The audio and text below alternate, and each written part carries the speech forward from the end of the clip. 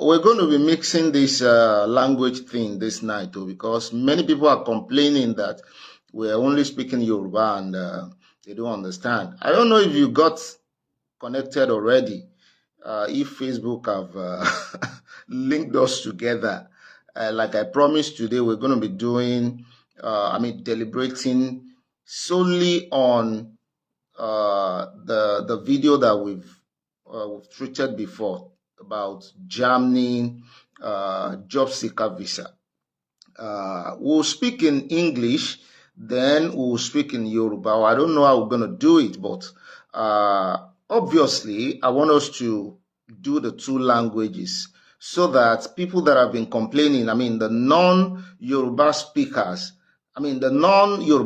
yeah, I got it, so they can also get along. Because Yorùbá wa ti pọ̀jù lórí ìkànnì lóòótọ́ sí la mọ̀ ń sọ Yorùbá bí ẹni pé Yorùbá ló ní gbogbo èdè.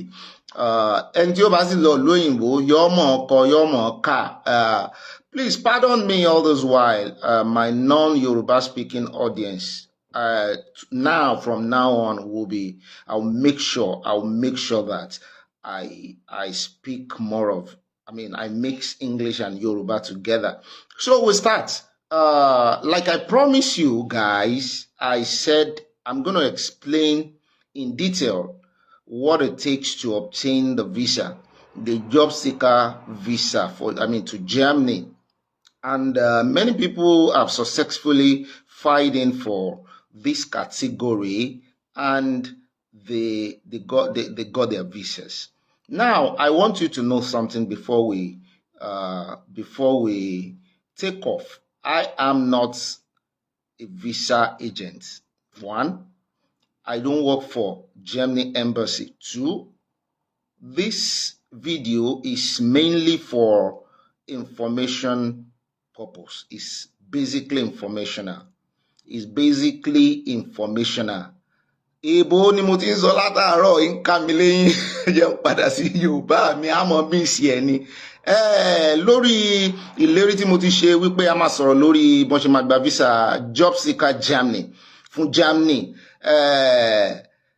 Mo kọ́kọ́ fẹ́ fi tó wa létí wípé n ò ṣiṣẹ́ lẹ́mbàsì o. Ẹlẹ́ẹ̀kejì n kì í ṣe agent fún visa. Ẹlẹ́ẹ̀kẹta n tí mò ń sọ yìí èmi náà fi ń give back to the society ni. Ntẹ́mi lè ṣe rè n ò lówó tí mo lè fún àwọn ọmọ Nàìjíríà. Torí ẹ̀ lèmi náà ṣe ń ṣiṣẹ́ ìwádìí takuntakun pé tí n bá ṣiṣẹ́ ìwádìí mi tán kí n sì bùn yín gbọ́ kí n kọ́ yín bẹ́ẹ̀ sì ṣe. Nítorí pé Yorùbá bọ̀ wọ́n ní kọ́ mi bí ń ṣe pa ẹja mọ́ fún lẹ́ja jẹ mọ́. Ó lè mi ṣe òun ò ní tọrọ òun ò ní kọ́bọ̀ tí n ó bùn yín ní tí mo lè bùn yín ni mò ń ṣe ṣé bẹ́ẹ̀ ṣe ń bá mi love tẹ́ ń bá mi like yìí. So this video is not meant to enforce you to do anything or to take decision. It is just to inform you. It is mainly for information, purposely for information. So if you're watching it, you are at liberty to take your decision. My own is to tell you as it is, and away from other people that actually want to dish out information to gather crowds, to gather followers. I am not doing that. I'm not doing this video for the purpose of that. And that is why I'm going straight to the point. Mi ò ṣe kí n lè fi wọ́ èrò wá, n ò fi sáwọ́rò. N ò ṣe kí n lè fi wọ́ èrò wá sórí péèjì mi. Ṣùgbọ́n mo ń ṣe láti fi kọ́ wa láwọn nǹkan kan. Then èmi ò lọ mú àtàmọ̀ lórí ẹ̀rọ ayélujára. Èmi náà ṣe ìwádìí mi ò, ṣùgbọ́n mo pe embassy nítorí wípé last video tí mo jù mo rí wípé àwọn èèyàn ṣì ní problem pẹ̀lú ẹ̀. They kept calling me, they kept sending messages. They said ẹ help wa. N ò lè help yín o, ẹ̀yin lẹ help ara yín. Torí Yorùbá bọ̀ wọ́n ní abọ́rọ̀ lásán fọ́mọlúwàbí bá ti dénú ẹ̀ yóò dòdìdí. Abọ́rọ̀ tí mo sọ fún yín náà ó yẹ kẹ́ ẹ ṣiṣẹ́ lórí. Ọ̀pọ̀lọpọ̀ àwọn èèyàn ti ṣiṣẹ́ lé lórí. Àwọn èèyàn sọ pé thank you. Wọ́n dẹ̀ bẹ̀rẹ̀ sí ní ṣe ìwádìí tí wọ́n lọ. Ṣùgbọ́n àwọn ọmọ Nàìjíríà ń gbà mí. We love an half-baked information and we leave it as such. We don't want to work on it. We don't want to carry out our own assignments. We don't want to dig more into it. And that is why the Oyinbo people, and that's why they always make a proverb about us that if you want to hide a substantial thing, I mean, a valuable thing from an African person, put it in a book, he won't find out. Because they know that we won't read, we won't do our assignments, we won't research more into it. And that is the problem we have in Nigeria, and particularly in Africa. Eba mi love, eba mi like you, emo je kan flag kini won mo tin se Facebook lenu jo meta yi. I'm also Yoruba, I'm also English, because people are complaining that they don't understand Yoruba, so we need to mix it together. We need to carry everyone along. Now, going straight to the point. Gbogbo ẹ̀yin tí ó yé tí last video mi yé, mo dúpẹ́ lọ́wọ́ yín, but èmi náà ti go a step further, and that is why I made a call. I contacted the German embassy in Lagos. Méjìlá ni, there is one in Abuja, there is one in Lagos, but I contacted the one in Lagos. I spoke with the agent, and he told me he just gave me because to navigate the German website is very hard. It's cumbersome. It's like they deliberately hid some information. So, and he gave me some highlighting to the links, which I'm going to be sharing later. So, step-by-step approach. We're going to make use of a step-by-step approach, and that is why at start, I put the sticker, the photograph of those information there. Photograph then wo yen ni ba se step by step. Jẹ́ kí mi náà kọ́kọ́ wo kí n click link yẹn bí ká lè jọ mọ́ bí ẹsẹ̀ ní kọ̀ọ̀kan èjèèjì. The first thing that ẹ jẹ́ àkọ́kọ́ sọ̀rọ̀ nípa document. Gbogbo àwọn document tẹ́ ní láti ní, one by one. Your document. The first thing, by the time I drop the link, when you click on the link, the first thing you're going to see is two documents they need. They're going to write out all the documents that you need. Document tí ẹ need láti ní. So ìyẹn àkọ́kọ́ fọkàn yín balẹ̀ wípé wo document tẹ́ need rèé o ẹ tí ẹ ní láti pè Bobby mọ́ o, Bobby òṣìṣẹ́ embassy o. That is a disclaimer. I don't work for German embassy. I don't work. Tí n bá fún yín information, èmi máa ń tọ́ délẹ̀ ni. Máa ń túṣu dé ìsàlẹ̀ kòkò. I make sure that I call the embassy, and I know many Nigerians will not want to do that because it's either they are afraid to call, or I don't know why. They just want to, call an agent. Nigerians, agent. Why are we like that? Simple instruction. Call the embassy. And before you know it, link here, and link here will lead to so many things. Only Latin navigate websites, especially because of the language. They are inscribed in Dutch. But call me website me to my base English. Then lori it in Nigerian website, German embassy. I wanna need Dutch lapa otun, wọ́n gbé English sí. Lókè téńté tí n bá ti fún yín ní link yẹn ẹ lè tẹ English èyí tó bá dẹ̀ gbọ́ Dutch inú yín ẹ lè tẹ Dutch. Now let's go straight to the document. All the documents must be submitted in original. Gbogbo document tá fẹ́ sọ original ni o. You're going to submit everything in original copies. Now ẹ wá máa ṣe photocopy méjì. You now do another 2 copies with it. That are photocopied. You do 2 together with it. All your original documents with two copies of photocopy. The first document only is the form that has been provided on the site, on the German embassy, Nigeria German embassy. Because they balo Google, to balo being lost German embassy, the global information, the information to my phone as regard the job seeker visa will be different from the specified country. So we're Nigerians. We're dealing with it as Nigerians now. I guess I'm talking to Nigerians. And if you're not from Nigeria and you're watching me, you can still leverage on this information and, navigate your way through in your own country. So for Nigerians now, the first thing is 2 fully completed application forms. Àwọn application forms yẹn, pages bíi 4 ni wọ́n. Tẹ́ bá ti ṣí link yẹn, màá fún yín link yẹn tá bá ti ṣe tán. Màá dẹ̀ kọ inscription wọn síbẹ̀. N kò tíì ní fún yín nísìnyí, mo fẹ́ kẹ́ ẹ gbọ́. Kẹ́ ẹ tún lè tún fídíò yìí wò kó lè yé yín. Ẹ fíìlì ẹ̀ fúnra yín pátápátá porogodo. Number 1, that's the first one. You fill all the forms and you're going to print them out in 2.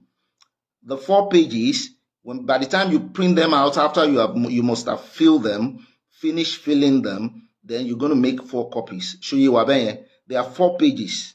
4 pages, ni full page, ni full form. There are 4 pages on PDF format. By the time you finish filling them, you want to print them out. You print all the 4 pages out. You now do copies. Add another 4 copies. Add 8 copies. Number 1 here. The second one, they call it declaration form. To declare that every information you have provided, and with those ones in your documents, subsequent document that you're going to add to the forms, that you declare that you have all your informations are true information, that you have filled those forms with all honesty. So form yẹn náà wà ń bẹ̀. Ó di méjì, ó di document méjì bẹ́yẹn. Ìsọ̀rí méjì náà. The third one is a valid signed passport. Your passport. Passporti. Yẹ mọ̀ pa mọ́ ń sign ọmọ ń fi signature sí international passport ló ń jẹ́ bẹ́ẹ̀ o. Ẹ mọ̀ kọ́ lẹ̀. That is the third one. Ó di mẹ́ta, international passport. And it must have at least 6 months validity. Kò ń ṣe kó lọ gbé passport tó jẹ́ pé in 5 months ó máa expire o. Wọ́n ní gbà lọ́wọ́ ẹ̀. Because at least ó gbọ́dọ̀ ní 6 months lórí tí ó fi expire. That is what it means. Then, other thing you need, if you have traveled before and you have history, you want to prove history of your traveling. Pé o ti lọ Dubai, o ti ṣeré lọ Europe, o ti lọ àwọn ibì kan rí, bóyá o ti lọ Germany gan rí, and o ti wá expire, but o ṣì ní passport yẹn lọ́wọ́, wọ́n ní kó fi sí. Then another one ni pé 2 recent passport photograph. 2 recent passport photograph. You add it to it. And then your birth certificate. And you know that this category of visa, it's a skilled labor. Skilled labor is for to go and work in Germany. So you must be above 18 years. We have treated that in the earlier video. You must be above 18. And for you to be above 18, if you must provide your birth certificate, kò ń ṣe léyìí tó ń gbà ní local government too, ní Nigeria. There are 2 sets of birth certificate. If you are below 18, you are still a minor, you go to your local government to obtain your birth certificate, for those who don't know. But if you are above 18 years, then you go to NPC, National Population Council. NPC, they have their branch in Surulere. Google it or ask in Lagos or whichever state you are. Ibi tẹ́ bá ti ń wò mí, ẹ béèrè níbo ni. I won't send anybody my WhatsApp number. I won't do it because I need. Many people are calling me. Mo fi share mi sílẹ̀ ni mo fi ń fún information. This is information. Mi ò ní fún anybody ní WhatsApp number mi. It does not kò débẹ̀ yẹn. Gbogbo information tẹ́ need ni mo ti ń fún yín. Tí n bá bẹ̀rẹ̀ sí ní dá yín lóhùn ní ìkọ̀ọ̀kan, mi ò ní lọ bí iṣẹ́ tèmi. You understand? So it's not kì í ṣe ìgbéraga, kò dẹ̀ ń ṣe oversight. Please bear with me. Tẹ́yin bá pè mí, tí n bá lò 30 minutes pẹ̀lú yín, ẹlòmíì pè mí, àwọn tó pè mí léni yìí, in fact kì í ṣe nǹkan kékeré, so torí ẹ̀ ni mo ṣe take time mi, mo pe embassy tó yẹ kẹ́ ẹ pè, ẹ̀yin ló yẹ kẹ́ ẹ pè embassy fúnra yín. You know, and many of these bloggers don't fi jẹun káàkiri, they won't call, wọn ò ní bá yín pè embassy. So please, I don't have any other information tẹ̀lé me than this. Mi ò ṣiṣẹ́ fẹ́ embassy o, I don't work for embassy. All the informations you need to know, I've penned them down and I've done my thorough research on it. So don't ask for my WhatsApp number. I won't give my WhatsApp number. There is no reason to give my WhatsApp number. Now, go and obtain your birth certificate with declaration of age. Méjì yẹn ni yẹn affidavit. Méjì yẹn, take the two. Ó ní iye tó máa ń ṣe. Ẹ̀yin tẹ́ bá wà l'Ékòó, go to Surulere. Tàbí kẹ́ Google ibi tí ọ́fíìsì wọn wà. National Population Council, NPC, Nigeria. Please Google it and have your birth certificate handy. Then the next one is for non-Nigerians. This is a good news. For non-Nigerians that are living in Nigeria, most Nigerians don't know that even in our country we have what is called a permanent resident permit. Our non resident permit ní Nigeria. So if you don't have Nigerian passport, an international passport, you must obtain a resident permit. So for other people, for other Nigerians, not on Sinle, is in Dubai. Somebody called me from South Africa also. Now I got your information. You can apply if you have either their passport to be the citizen in Dubai, tàbí South Africa, or to new resident one. If you have the resident permit, you can apply from there. You can use resident permit. But third country, if you're already in Europe, one igba. If you're in Switzerland, one igba. If you're in US, one igba. If you're in Canada, one igba. If you're in UK, one igba. If you're in Australia, one igba. But other countries, so just third countries, they will accept. Now, then your primary school. Eléyìí ò sí pé mo lọ primary school ní 1974 wọ́n wá lọ wo history wọ́n ti dá primary school lẹ̀. Mo Chicago kìíní lọ bẹ̀ o. I'm just joking. So, your primary school report or result, then your WAEC certificate. Wọ́n ní ìdí ẹ̀ o, gbogbo ẹ̀yin tẹ́ lè ṣiṣẹ́ ọwọ́ tẹ́ fẹ́ travel, tẹ́ lọ school, tẹ́ ní WAEC certificate, mi ò mọ̀ ọ̀nà tẹ́ fẹ́ gbégbà o. Mi ò mọ̀ ọ̀nà tẹ́ fẹ́ gbégbà. Wọ́n ní ìdí wípé kẹ́ ẹ tiẹ̀ lọ school, torí ẹ fẹ́ lọ ṣiṣẹ́ nílùú èbó ni. Ẹ ń bá sì fẹ́ lọ ṣiṣẹ́ nílùú èyìnbó, yóò ṣe kíní o, yóò ní certificate o. Bó tiẹ̀ ṣe ti primary school, wọ́n ní kẹ́ ẹ ní. Wọ́n wá ní ibi tẹ́ ti wá ṣiṣẹ́ yẹn o, wọ́n ní ẹ gbọ́dọ̀ gba sabuké ń bẹ̀ náà ibi tẹ́ ti ṣiṣẹ́, ẹ gbọ́dọ̀ gba certificate ń bẹ̀, vocational study, ẹ gbọ́dọ̀ gbà ń bẹ̀, ìyẹn tún wà ń bẹ̀. Then tẹ́ ẹ bá ti níyàwó tẹ́ ti bímọ, if you are married, your birth certificate, mo ti sọ yẹn lẹ́ẹ̀kan, your wife's marriage certificate láàrin ìwọ àti ìyàwó rẹ̀, àti birth certificate àwọn ọmọ fi kún, so that tó bá dọ̀hún tó bá ti bẹ̀rẹ̀ iṣẹ́ wàá lè invite àwọn ọmọ rẹ o, wọ́n á sì ti rí inú record pé ó ti forúkọ wọn síbẹ̀. Then a computer written, wàá wá kọ lẹ́tà, wàá fọwọ́ ara rẹ wàá type ẹ̀ lórí system, bẹ́ẹ̀ wàá fọwọ́ ara rẹ sign ẹ̀. Motivation wọ́n máa ń pè ní engagement letter, kì í ṣe engagement marriage o. So motivation letter no máa ń pè letter of motivation. Wàá sọ kí ló motivate ẹ, kí ló wú ẹ lórí, kí ló rí lọ́bẹ̀ tó fi wá rú ọwọ́ tó ṣe fẹ́ lọ sí Germany, tó ṣe fẹ́ wá sí Germany láti wá ṣiṣẹ́. What is your reason? What motivates you? You know, what gives you motivation náà ni ẹjọ ẹ má jẹ́ sòyìnbó sọ. So kí ló fún ẹ ní ìwúrí, ìyẹn wà ń bẹ. Then ẹn tó lọ university náà máa provide the degree certificate àbí result now, but wọ́n máa proof àti vocational certificate àti ti school wọ́n máa proof wọ́n dẹ̀ máa proof ẹ̀ máa fi líǹkì tẹ́ẹ̀tì lọ yẹ̀wò náà máa fi síbẹ̀ wọ́n máa proof ẹ̀ wípé ṣé ó bá ti tàwọn mu degree wo ló jẹ́ ló equate sí tàwọn lọ́hùn-ún. Then proof of finance ibi tá a ti sọ̀rọ̀ proof of finance lélẹ́yìí o blocked account wọ́n máa ń pè kíní yẹn ní blocked account. Ṣé ẹ mọ̀ pé ká ní US ká ní UK ká ní we're talking about Canada, they usually ask you to prove that you're financially capable to come over either for study, either for traveling, tourism, or either for work, skills, or some whatever things. Even for family union, you have to prove that you are financially capable. So in their case, in the case of Germany, you have to open an account in Germany, even while you're still in Nigeria.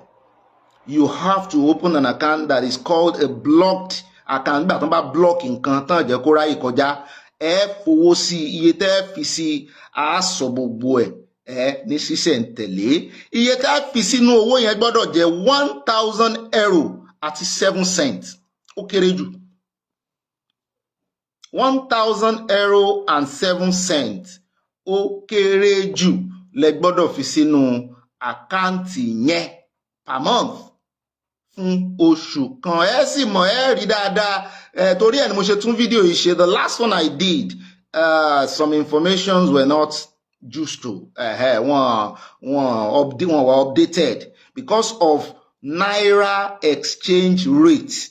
Now because I called embassy, like I said, they gave me full detail. They gave me detail at full at detail, the same thing.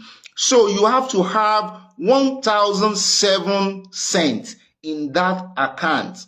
You have to open it with whichever bank tó bá wù ẹ́ láti open pẹ̀lú. Wọ́n ní specify pé kó open. So what you need to do is that ọ̀nà méjì ni ló lè fi proof o. You can do it in two ways to prove your financial capability. Is either you go by the way of a blocked account, or if you have somebody in Germany, ó lè ṣe ṣọtí fún wọn pé òun lòun máa gbé gbogbo ẹ̀, so ò ní need láti open account. Those are the two ways.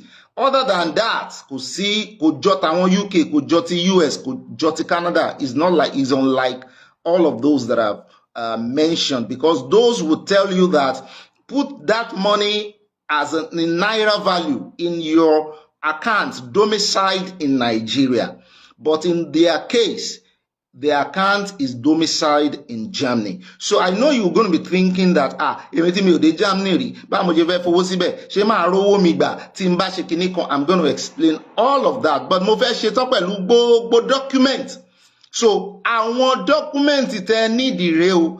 Then not to it, some people tí wọ́n ní interest nínú kan máa lo agent. Èmi ò rán yín kẹ́ lọ lo agent o, but tí ò bá yé ẹ tó bá trust agent ẹ, sọ fún wípé ó gbọ́ nǹkan kan lẹ́nu Bobby. He said there's something called job seeker visa in Germany. How will you go about it? Tó bá dẹ̀ ti sọ bó ṣe ṣe fún ẹ, equate ẹ, contrast ẹ pẹ̀lú tí mo ti sọ fún ẹ. Tó bá jẹ́ bẹ́ẹ̀ ni, go with it, But for 6 months, ẹ mọ̀ pé 6 months normal lò sórí pálí yín. They're going to give you 6 months first at initial. So that 6 months will give you the opportunity to get into Germany, then start looking for jobs. Kò ń ṣe pé bóyá wọ́n fẹ́ fún yín ní lẹ́tà àṣẹ o láti Nigeria o. They're not going to hand over to you a letter of employment. They are not going to employ you from Nigeria. No.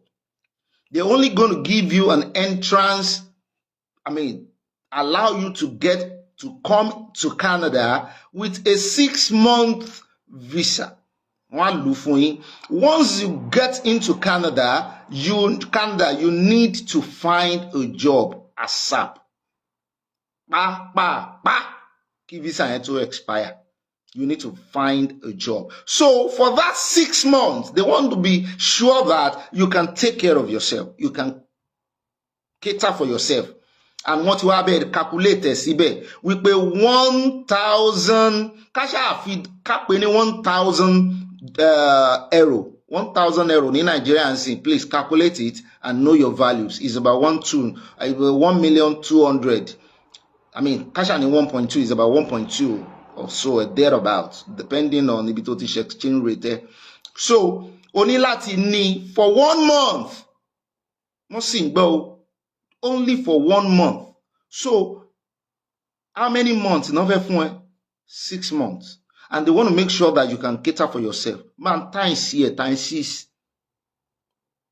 So, only láti ní whichever jẹ́ mọ́ fi bọ́n jẹ́ mọ́ sọ́nà ẹ̀rọ torí ibi lèmi ti pè wọ́n torí ẹ̀ náà ṣe fún mi ní ẹ̀rọ ká ní Nàìjíríà mo ti pè wọ́n ní ó ṣe é ṣe kó jẹ́ pé kíní náà máa fún mi ẹ̀rọ náà fún mi. So it's 1,007 cent euro. So ìtumọ̀ ẹ̀ ni wípé ìwọ ni kó ṣe calculation fúnra rẹ̀. Germany, North Canada, Germany, ìwọ ni kó ṣe calculation yẹn fúnra rẹ̀. Ó túmọ̀ sí wípé if they are asking you to have 1,007 euro in your account for 1 month, in that block account, it means for 6 months you have to provide 6,000 euro, then 42 cents.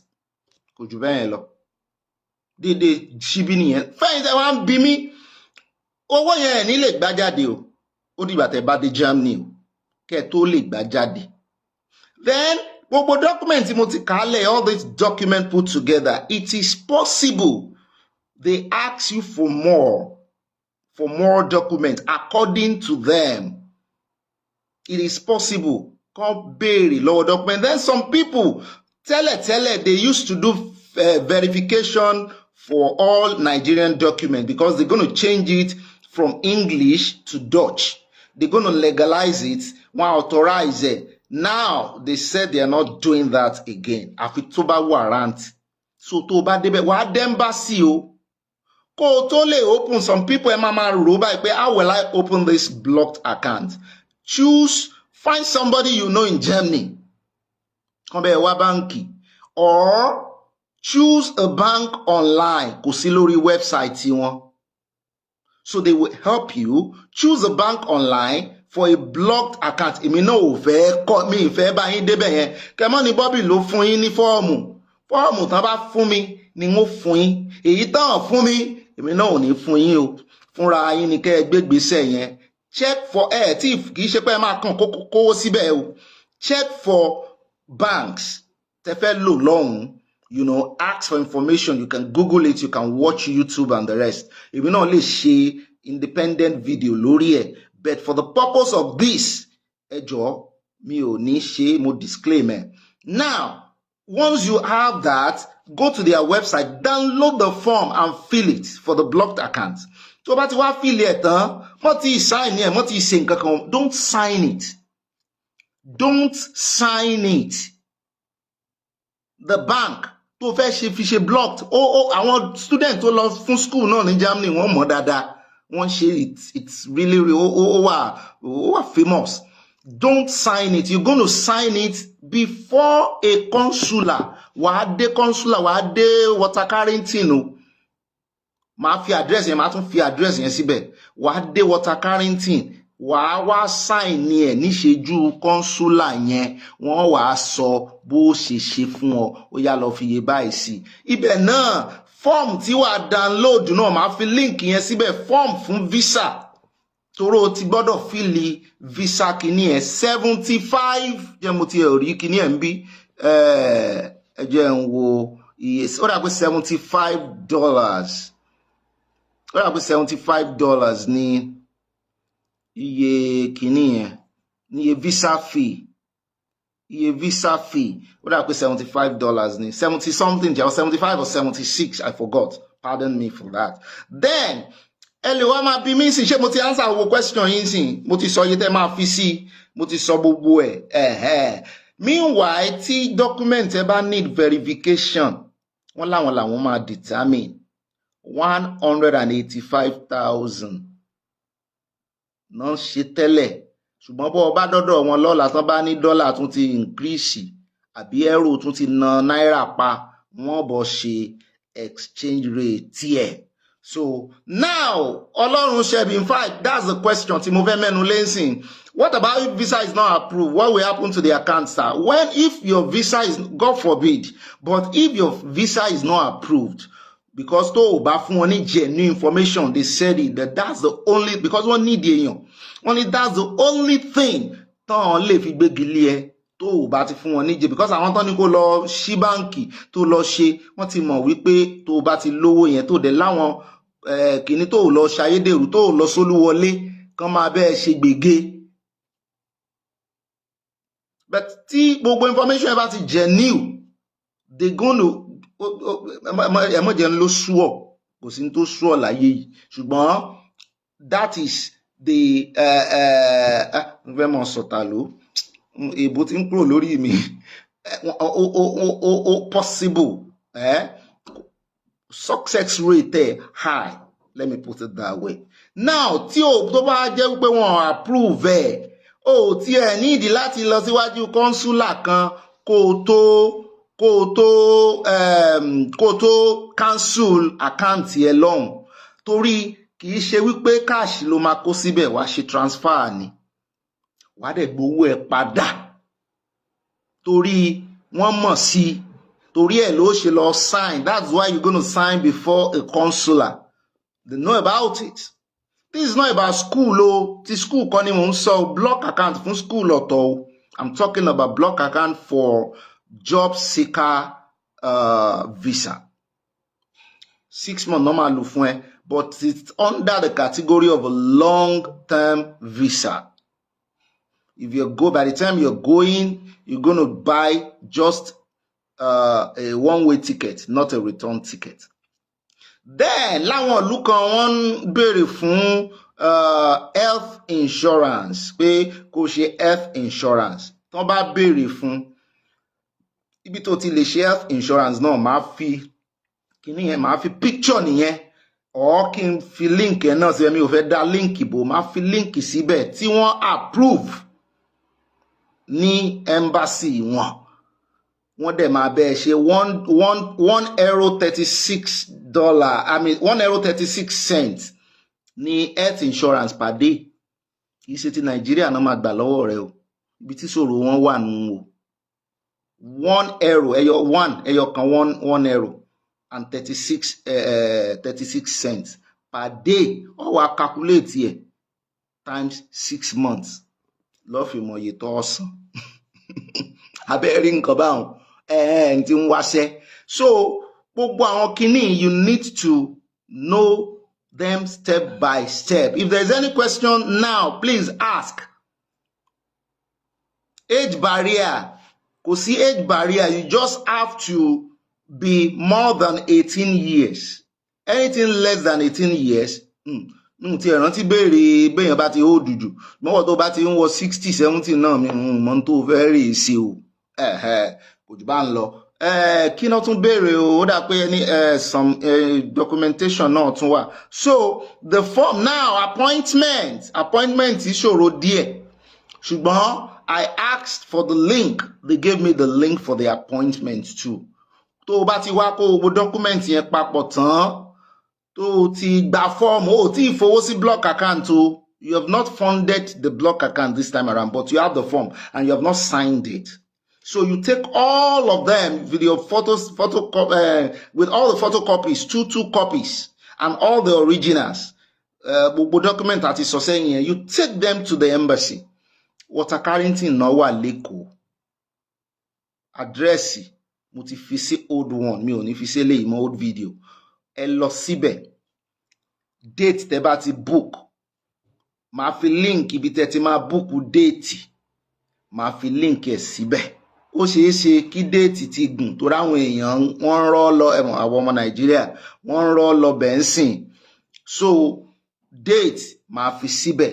Eléyìí wọ́n ní visa agent center o tó ń bá wọn gba document o. Kíní wọn ló máa lọ o, embassy lọ directly o. Ó ń ṣe pé wàá lọ VSF o, àbí wàá lọ àwọn kan tó ń bá ìwọ̀n tó ń bá náà fúnra wọn ni wọ́n ń gbà á. Káàṣì ló sì sanwó visa processing, káàṣì ló máa san. tán bá ti wá sign form yẹn tán wà lọ ṣe processing block yẹn fúnra ẹ̀ wá transfer iye owó tó bá fẹ́ transfer gbogbo any additional document tán bá fẹ́ gbà they can get in contact with you and so ojú bá ń lọ tí mo wá ṣe lé nírè gbogbo link yẹn ló kù báyìí ni mò ń wò ń bí gbogbo forms yẹn gbogbo link yẹn ẹ bá forms yẹn ń bẹ fọ́ọ̀mù ti visa gangan fọ́ọ̀mù ti job kíní gangan àti fọ́ọ̀mù ti ẹ̀yin lẹ máa ṣe ètò tí bẹ́ẹ̀ ṣe máa google àbí tẹ́ pèèyàn tẹ́ nílọ́n then tó o bá fẹ́ lo blocked account then ẹ jẹ́ n kọ́kọ́ parí lórí blocked account yẹn ìyá ti sọ̀rọ̀ nípa pé when you are disapproved when they didn't God forbid if perhaps they don't give you the visa you have 100% to your money you just need to show the letter of rejection to the bank show the letter of rejection to the bank but you have to be careful bank yo be careful torí ẹ̀ ni mo ṣe fẹnu sí yun be careful ibi tó ti lọ download kíní bẹ́ẹ̀ tó bá ti mú dọ́dọ̀ wọn máa wò but why táwọn náà ṣe wà careful ni pé wọ́n fẹ́ dúró ní dúró wípé àwọn làwọn sọ báǹkì kan fún ẹ pé kó lọ sí báǹkì ẹyọ kan but they will give you enough information mbalaya ẹrù bá bọ̀ they will give you enough information tó bá lọ I bet with you now ti block kíní yẹn tó bá wá gba visa ṣé mọ̀ wípé 1,007 cents euro ló fi síbẹ̀ per month times 6 ó lè rí gbogbo owó yẹn gbà at the seko kan dán bóyá o lọ yá owó Nàìjíríà ló fi bọ́ fi owó sákàǹtì yẹn ẹ mọ̀ àwọn ṣe dáadáa àbá lọ yáwó báńkì á san interest á wà kó sákàǹtì yẹn bàbá ti wá dán tán á là á dá padà wọn nígbà kó gbogbo ẹ̀ lẹ́ẹ̀kan o monthly wọ́n máa fẹ́ make sure wípé oṣù kan tó kọ́kọ́ lò yẹn wọ́n á kọ́kọ́ fún ọ ní 1,007 yẹn wọ́n á fún ẹ mẹ́fà náà máa fún ẹ bẹ́ẹ̀ tí wọ́n ní wípé ṣàgbìyànjú kò ti ríṣẹ́ ọ̀rọ̀ language dẹ̀rẹ̀ you don't need to even know anything about Dutch to get the visa but once you get there and once they hand over to you your blue card yìí mean wípé o wà eligible láti wá iṣẹ́ gbogbo tó bá mú blue card yẹn dé wọn ò ní fojú rí ẹ o ṣùgbọ́n wọ́n tọ́wọ́ bá gba blue card bóyá òkan wọ Germany ọkàn ń ja òun ya fọ́tò kiri o tètè ṣe tó yẹ kó ṣe ibi tó bá dé tán bá wá vacancy lọ wọ́n á béèrè blue card lọ́wọ́ ẹ o wọ́n á béèrè blue card lọ́wọ́ ẹ so once you get there then another thing tí mo gbàgbé you need accommodation àwọn kan náà máa provide accommodation they're not going to be they're not the one to provide you an accommodation no.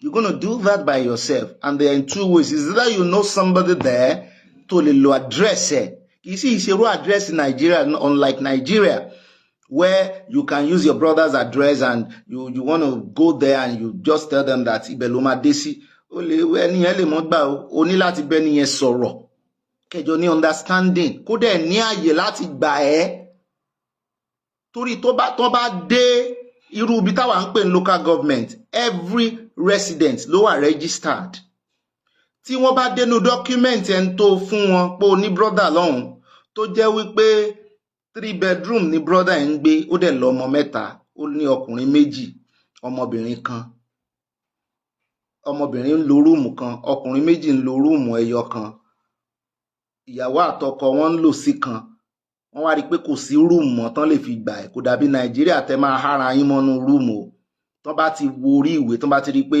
kò sáyè tó fi lè gba àlejò wọ́n lè deny ẹ̀ o so ẹni tó bá mú pé ibẹ̀ lọ́ọ̀dẹ̀ sí kó yá aláàyè kó láàyè ní o láti ọ̀dọ̀ ìjọba tí yóò show lọ́dọ̀ wọn tán bá ti gbà sórí kọ̀ǹpútà wọn báyìí wọ́n á rí pé ok àyè room kan ṣì wà lọ́dọ̀ ẹ̀ ó lè accommodate ẹni tó bá wá níyẹn ó lè ṣe hotel reservation ó lè ṣe hotel reservation ó ní bọ́n ṣe ń ṣe tó ní san kọ́bọ̀ ó ní bọ́n ṣe ń ṣe tí wàá ṣe reservation tó ní sanwó ọ̀pọ̀ san ọba díẹ̀ so that's the way it goes. Tó bá ní nǹkan kan tí mi ò mẹ́nubà a mọ̀ fi ṣe update.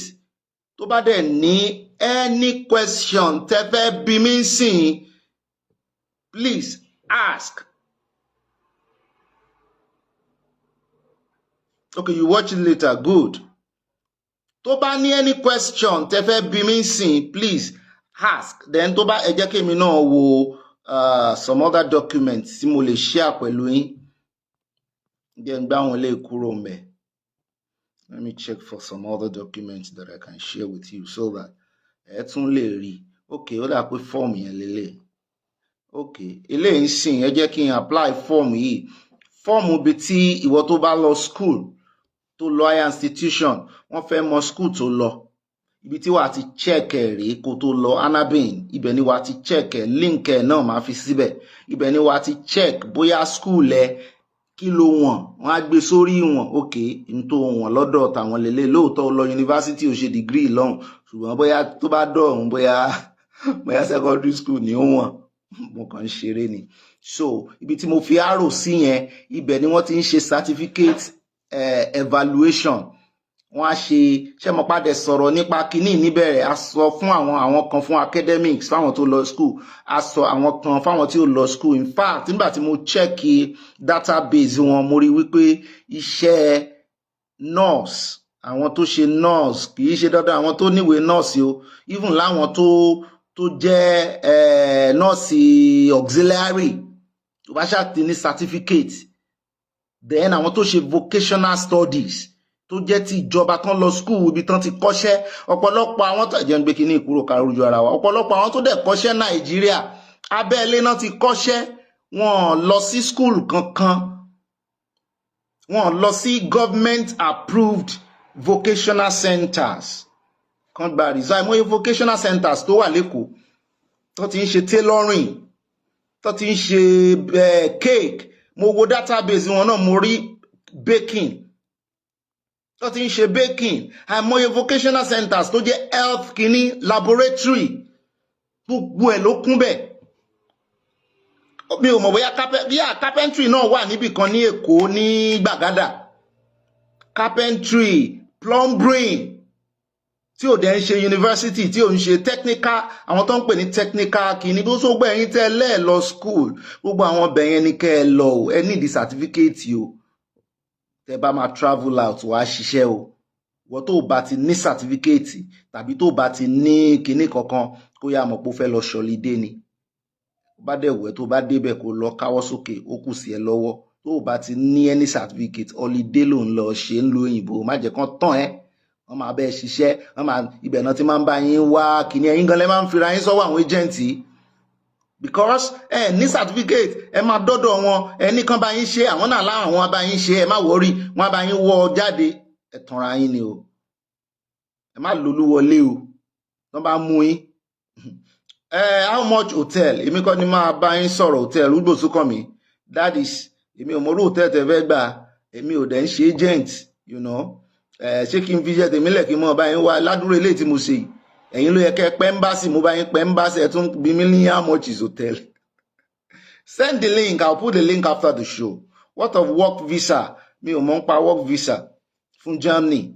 Ibi eléyìí tí mo mọ̀ work visa leléyìí náà, but kò ń ṣe this work visa, but kò ń ṣe visa tẹ́ ti gba employment letter. Eléyìí kò sẹ́ employment letter, ẹ ṣẹ̀ máa lọ wáṣẹ́ lọ́hùn ni. Ẹni tó bá dẹ̀ ti gba employment letter tó ti ríṣẹ́ sí Germany already, tó ti gba employment letter, kò wà eligible láti apply o. Kò wà eligible, kó yá mójútó eléyìí tó gbà yẹn. Ìyẹn ó ti ríṣẹ́ ń tiẹ̀ already. Bó eléyìí tá à ń sọ yìí is just to give you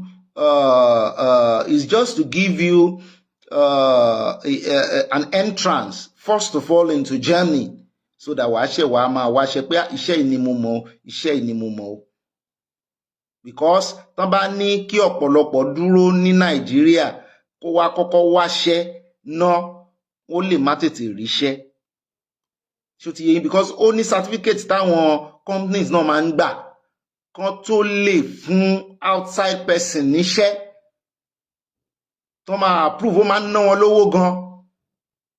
So most of them wọn kì í fẹ́ gba ẹni tó bá ń bọ̀ from far away síṣẹ́ bẹ́ẹ̀ tó bá wà torí ẹ̀ ni àwọn tó lọ kàwé tán bá lọ kàwé lẹ́yìn odi torí ẹ̀ náà ṣe máa ń fún wọn l'opportunity láti ṣiṣẹ́ for some hours in a week but still náà wọ́n ní èèyàn so torí ẹ̀ ni gbogbo ilé can security with UAE standard certified apply. Yes, you can apply. You can apply even if once you are certified ìyẹn ti ẹ̀dá lè ṣiṣẹ́ ní UAE kẹ́ máa ní certification. That is good. That is what we're talking about. Bashir Balogun blogun ni o mori o, so you can apply. And if you are already in UAE, you don't need to come to Nigeria. Once you have their UAE permit, resident permit, just locate German embassy níbẹ̀. Tó bá dẹ̀ ní German embassy á jẹ́ pé torí mi ò rò pé gbogbo ìlú náà dé. I don't know. But once they are there, the embassy wọn bá ti wà ńbẹ̀, just collate all the documents you have mentioned. And yes, I'll put the links there. Mo fẹ́ ká sọ gbogbo eléyìí tá fẹ́ sọ Thompson kí mo rí wípé kò sẹ́ni tó ní béèrè mọ́. Gbogbo líǹkì forms everything ni máa fi síbẹ̀. The only thing tí mi ò ní fi síbẹ̀ ni ti blocked account fúnra yín lẹ máa ṣe yẹn. Visa form máa fi síbẹ̀. So tẹ́ bá ti dọ̀hún nínú blocked account yẹn ní lè gbowó yẹn ó ha o torí wọ́n ti mọ̀ wípé most of you náà ìjà àti ibi tẹ́ ti ń bọ̀ nínú kẹ́ lọ yá owó kẹ́ kó síbẹ̀ bá ti dọ̀hún báyìí yà kó padà kúrò mẹ́lẹ̀ fẹ́ dá padà sí ẹlẹ́fẹ́ dá padà ibi tẹ́ ti yá wọn nígbà. After the 6 months, are they going to retain us to come back to? After the 6 months, within the space of 6 months, tẹ́ bá ríṣẹ́ yín tẹ́ ríṣẹ́ good, that's the only condition. Tẹ́ bá ti ríṣẹ́ lè elongate lè renew lọ́hùn máa padà sí Naija ni o. Máa padà wá sí Naija. So láàrin 6 months yẹn wọ́n fẹ́ kẹ́ fi sit right torí ẹ̀ náà ṣe gbowó wọ́n ṣe ní kẹ́ fowó sínú blocked account so that lè máa rówó ná with 1,000 lóṣù ẹ̀yin náà ṣe bí ọba. So ìwọ̀nba ibi tó bá yẹ kẹ́ lọ àwọn ibi tó bá yẹ kẹ́ rìn sí wọ́n ti bá yín calculate síbẹ̀ wọ́n dẹ̀ máa help yín but láti rí ibi dé sí. Jimoh Rabiu Mohammed wọ́n ní please how can one contact you directly? Èmi kọ́ lẹ máa contact directly, embassy ní kẹ́ contact directly. You don't need to contact me. This is all I have for you. Nothing else. Mi ò tún ní pé embassy lẹ́lẹ́kejì fún kí ni mo fẹ́ pè wọ́n fún. Nothing else. Gbogbo tí mo ní tí mo fẹ́ share pẹ̀lú yín kò sì jù báyìí náà lọ àbí tẹ́ bá tún fẹ́ ẹni tí ó parọ́ fún yín. Àbí tẹ́ bá tún fẹ́ ẹni tó máa fi kún tó máa yọ kúrò tó máa parọ́. So these are the information I got directly from them. And èmi náà nígbà tí mo ti kọ́kọ́ dórí website wọn mo para mo kàn lọ mo ń bọ̀ níbi ilẹ̀kẹ̀dí mi ò rí nǹkan kan. Mo search lè rí nǹkan kan tó job visa kìíní bẹ́ẹ̀ àṣẹ wọ́n lọ fi pamọ́ ni. Until nígbà tán fún mi link mo rí pé link tí mo click gan ó tún gbé mi padà sórí website wọn ni. And at the end of the day bá mi share program ẹ fẹ́ jẹ alájà nìkan jẹ love like ẹ kàn ń gbọ́ mi náà ni. So that is all. These are the links. Ẹ ti rí kíní ẹyẹ wọn kíní flag wọn. These are the links. Gbogbo links yẹn nìyẹn. So I'll post it as kíní which qualifications sir mo ti sọ qualifications ṣáájú ṣe dé ní ẹ tún fídíò yìí wò. But how can we open the account in Dubai? Dubai kọ́lẹ̀ ti open náà o ìyàwó Obíkúnlé gbogbo blocked account tá ń sọ Germany ni o ṣùgbọ́n orí online lẹ máa lọ lọ wo bank lọ search fún blocked account kíní èmi ò fẹ́ dárúkọ báǹkì mo mọ bí báǹkì méjì tí embassy ń lò ṣùgbọ́n báǹkì gan wọ́n dárúkọ ẹ̀ fún mi ṣùgbọ́n wọ́n sọ fún mi pé àwọn ọ̀ràn mi ń ṣẹ́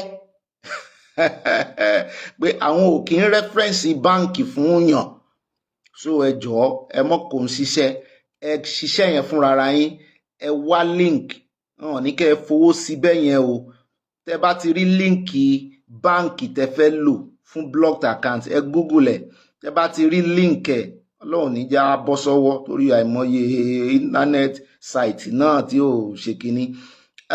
The next thing ni pé ẹ print fọ́ọ̀mù wọn, ẹ dẹ̀ lọ kẹ́ kó mọ́ gbogbo document yín, kẹ́ lọ sí embassy. Ẹ mú wo visa application yín dání, ẹ lọ sí embassy. Tó ti yé yín, ó ní bó ṣe máa ń fund kìíní yẹn from your account so that tí wọ́n bá reject yín, Ọlọ́run ní jẹ́ kán reject yín o, ṣùgbọ́n in case ẹ lè gbowó yín padà. Rejection letter yẹn náà máa fi fún yín lówó yín padà. Tó bá sì jẹ́ pé ẹ fún yín visa náà ni, ẹ bá ti wọlé yẹn lẹ máa lọ fi claim because ẹ máa open account míì lọ́hùn. Ìtumọ̀ block yẹn kì í ṣe inú blocked account yẹn gan torí wọ́n block ẹ̀ ni. Ẹ̀yin nìkan tẹ́ jẹ́ beneficiary sí, tẹ́ jẹ́ signing lẹ lè gbowó ń bẹ̀. Àkáǹtì tẹ́ bá wà pẹ̀lú ìwé tẹ́ bá ti dán wọ́n fún yín ní nǹkan pè ní blue card. Tẹ́ bá ti gba blue card, ẹ ti ń dún ìrìn àjò láti dọmọ onílùú nìyẹn, ẹ ti bẹ̀rẹ̀ iṣẹ́ nìyẹn. Ẹ gba bí kíní yẹn dàbí work permit ni. Gbogbo bí iṣẹ́ tẹ́ bá mú dé, wọ́n á ti rí pé okay ẹ wà eligible láti ṣiṣẹ́. So wọ́n á ní kẹ́ open account níbi iṣẹ́ tẹ́ bá lọ torí kìí ṣe inú block account náà máa san salary sí. So ẹ̀yin tí ẹ bá tètè jára mọ́ tẹ̀dẹ̀ létí èdè wọn, òyìnbó kọ́ náà ń sọ ń bẹ̀ o, bó tiẹ̀ jẹ́ pé wọn ò ní wo tèdè kan tó fún yín visa. Bẹ́ẹ̀ bá dọ̀hún kẹ́ tètè jára méde o díẹ̀díẹ̀. Ṣùgbọ́n àwọn iṣẹ́ kan wà kí wọn ò ní torí èdè kan má fún yín níṣẹ́ o. Ẹ mọ́ mọ́kàn lọ bẹ̀ yẹn o. Àwọn iṣẹ́ tó wà eligible fún yín as foreigner, even lórí àwọn forms wọn yẹn máa rí wọn kọ English, wọn kọ Dutch, English, Dutch. So iṣẹ́ wà, àwọn náà ní kẹ́ ẹ máa bọ̀ àbí. Is there any interview yẹn gangan náà ni ti ọjọ́ tẹ́ ẹ bá lọ tẹ́ ẹ ti print fọ́ọ̀mù block account, ẹ mọ́ sign ni ẹ̀ iwájú wọn lẹ ti sign. Interview wọn yìí sì ṣe interview kan tó lè ranran interview wípé ẹ̀yin gan ẹ tún béèrè báyìí tí wọ́n ní wípé tó bá ti ní iye owó yẹn lọ́wọ́ tó dẹ̀ ní sàtífíkéètì iṣẹ́ tó ti ṣe rí, tó dẹ̀ ti ṣe ní fún 5 years, tó ti ní experience 5 years. Mi ò rántí sọ yẹn, mo ti sọ nínú fídíò tẹ́lẹ̀, that you have 5 years experience nínú iṣẹ́ tó ti ń ṣe, tó dẹ̀ ní sàtífíkéètì ẹ̀, tó dẹ̀ ti lọ check ẹ̀ lórí website, lórí àwọn link yẹn máa fi síbẹ̀ tí mo dárúkọ lẹ́ẹ̀kan. Kí lórúkọ link yẹn náà, mo dárúkọ link yẹn lẹ́ẹ̀kan. I'll put everything, màá tún ṣàlàyé ẹ̀ síbẹ̀. So kò jẹ́ bó ṣe jẹ́, kò ní jù báyìí lọ. You really try, bros. Thank you. How much is visa application? 70, ó dà pé 76 euro. Ó dà pé 76 euro ni. So náírà kìíní ẹ̀ náà máa gbà lọ́wọ́ yín, cash náà dẹ̀ máa gbà. Yes, cash náà máa gbà. So Tawadele, within the time band of 6 months, can our family come and join us soon as possible? No. A question. Your family cannot join you until you secure a job and you are independent. Until you secure a job and you are independent on yourself. Then, àwọn tó bá tún lówó, wọ́n lè kówó ju bẹ́ẹ̀ lọ sínú àkáǹtì yẹn. Wọ́n lè kó ju calculation tá ṣe lẹ́ẹ̀kan yẹn jù bẹ́ẹ̀ lọ. But your family cannot join you. They cannot even come with you. They can't join you because they expect that tó bá dọ̀hún kó ṣe kọ́kọ́ establish ara ẹ̀. But torí pé wọ́n ti béèrè dọ́kúmẹ́ǹtì family ẹ̀ síwájú àti tọmọ àti tìyàwó, tó bá jọkùnrin tó bá jóbìnrin wàá fi marriage certificate sí, so that by the time you are established, by the time that you're stable, you stabilize, you can, call them over. Please, can I get mansion job? Kí ló ń jẹ́ mansion job? Ndo Sukomi, Ndogbo, Sukomi, Ndogbo. Kí ló ń jẹ́ mansion job? Ẹ fẹ́ kọ́ mansion. Mi ò mọ̀ túmọ̀ ẹ̀ tún kọ tàbí kẹ́ ṣàlàyé. Can you mention some types of job to get and the payment per month? Mi ò lè sọ yẹn mà. I'm sorry. Mi ò lè sọ yẹ, mi ò lè sọ, because mi kọ́ ni mo fẹ́ fún yín níṣẹ́. Màá tún ṣe research lórí yẹn ni. So but mo lè ṣiṣẹ́ lórí ibi tí mo lè ṣiṣẹ́ lórí what's it called job banks wọn ẹ̀yin náà lọ ṣe yẹn gbogbo nǹkan náà kọ́ la máa ṣe ẹ̀yin náà ṣe yẹn ẹ ṣiṣẹ́ lórí job torí gbogbo èèyàn kan ló wà fún ọmọ àwọn kan máa ní ó ti sọ àwọn kan báyẹn bá ṣe ń dárúkọ gbogbo kìíní ó ti lọ́jú pọ̀ ṣùgbọ́n àwọn tó nílò ẹ̀ bricklayer job in fact site job ó ní the certification o bí ìgbà téèyàn àwọn tó bá lọ ṣe site job rí ní Dubai wọ́n máa ń wà certified ó ní certification kò sí iṣẹ́ ọwọ́ tó wà ní Europe tí ò ní certification torí ẹ̀ náà ṣe ní kẹ́ ẹ ní certification carpenter ẹ ní certification ẹ lọ sí vocational kínní àwọn iléeṣẹ́ ìjọba tán máa ń kọ́yàn ní kéèkì tán máa ń kọ́yàn ní oríṣiríṣi ẹ lọ síbẹ̀ bó tiẹ̀ ṣe 3 months lẹ lọ ṣe ń bẹ̀ kẹ́ ẹ lọ ṣe Nigeria week kẹ́ ṣàgbà certificate jáde kó jẹ́ tìjọba. Can coffee barista get job? Coffee barista can get job as bartender. Wọ́n lè ṣe bartender, but I don't know how lucrative that is. Where will one stay over there? Ẹ máa ní mo ti ṣàlàyé ìyẹn kẹ́ tó dé Idris Oni Mohammed. Is either you have somebody there or that can give you an invitation letter to show that you have a resident, to Madesi, or you book an hotel ahead. You do a hotel booking. What are the requirements? I'm just joining. Ẹ tún fídíò yìí wò tá bá ti parí gbogbo ẹ̀ pátápátá ló wà ńbẹ̀. I just joined the live now. Please can explain how to get the visa. I'll explain látòkè délẹ̀ mọ́. The video will explain when you rewatch it. So if there's no any other thing to do, jẹ́ kí n wò bóyá àwọn kan ti béèrè question sẹ́yìn. Please send your WhatsApp. No, mo ti down yẹn. Send your WhatsApp. Mo ti down yẹn. Mo send the odidi number embassy. Pé embassy èmi lẹ fẹ́ mọ̀ pé. Ṣé pé àwọn èèyàn ẹni tó bá àwọn bó ṣe máa ń gba yín rèé ní Nàìjíríà o bó ṣe máa ń gba yín rèé o kú sí kó wọn dẹ̀ gbéná sórí lẹ́mbàsì wọn gbéná sórí o ilẹ̀ ń jẹ́ kó òyìnbó máa bú wa. What is step to do, bro? Gbogbo step yẹn àti sọ. Send the link. I'm going to send the link. What of work visa àti sọ wẹ́. So thank you so much for joining. Which qualifications are gbogbo ẹ̀ láti sọ pátápátá ẹni tó lọ sí school àtẹni tí ò lọ school ẹ bá lẹ́nu wá sìn ìkan àwọn tí ò lọ school wọ́n gbọ́dọ̀ ní vocational certification. Mo dúpẹ́ lọ́wọ́ brother tó wà ní Dubai yẹn wọ́n mọ̀ tún mọ̀ ẹ̀ dáadáa wọ́n ti sọ̀rọ̀ wọ́n dẹ̀ ó ti yé wọn. Ẹni tó bá dẹ̀ ẹni tó pè mí tó lòun wà ní South Africa tó bá ti ní resident permit in South Africa, you can apply from South Africa. You don't need to come to Nigeria. Àti ẹni tó pè mí láti UAE.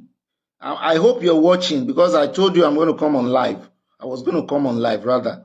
So you just locate the embassy there. I reply me now. Matthew Shoneya Kileso. Ẹ tún question yín béèrè. Amore Amos Oladunriyo, thank you so much. Ẹ tún question yín ẹ béèrè. Mo sì máa ṣe live show lórí platform YouTube mi lálẹ́. So ẹ má jẹ́ ká dènà pẹ̀nu àwọn tó ń dúró dè mí lórí YouTube púpọ̀ ìbò lásọ ń bẹ̀ pẹrẹu tí ò bá sì sí time máa lọ re-download eléyìí síbẹ̀. Àwọn ilé ìbò ní ń dúró dè mí lórí YouTube. Ẹni tí ò bá follow mi ń bẹ̀ ẹ lọ follow mi o. Matthew Shoneye mo ń dúró dè yín o ẹ̀yin lẹ ń dá dúró afẹ́ sórí ọ̀fẹ́. Ẹ sọ question yín ká máa lọ.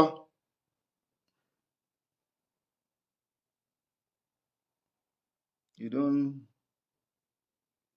So gbogbo ń tà sọ ẹ má yẹ kó bá yín lẹ́rù o wọ́n bá béèrè any other additional document ìbá ṣe health kìíní 1 euro 36 cents ní per day fún health insurance wọn ẹ calculate ẹ times 30 days 30 days times 6 months 1 euro 36 cents fún a day 6 months lẹ́sìn náà ní visa tán fẹ́ fún yín ẹ sì gbọ́dọ̀ provide gbogbo tẹ́ bá provide àtowó nínú block account àti bóyá health insurance wọn dárúkọ health insurance fún mi but in case kẹmọ́ ni mi fún mi prepare mind yín sílẹ̀ torí èèyàn ní travel kọ́ máa fún yàn ní but because kò ń ṣe gẹ́gẹ́ bọ́ ṣe ṣàlàyé fún mi because kò ń ṣe work visa it's just an entrance into Germany to get work, to get opportunity to have a career.